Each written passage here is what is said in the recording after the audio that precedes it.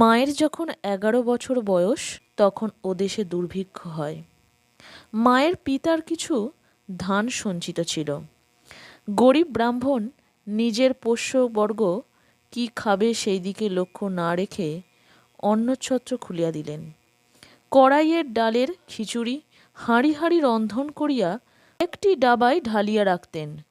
গরম খিচুড়ি খেতে লোকেদের কষ্ট হতো বলে শ্রীমা দু হাতে পাখার বাতাস করে তা ঠান্ডা করে দিতেন।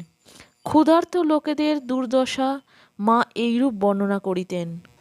আহা, এই খিদের জ্বালায় সকলে খাবার জন্য বসে আছে।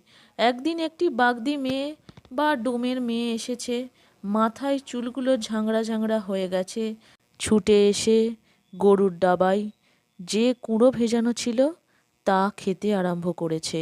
এমন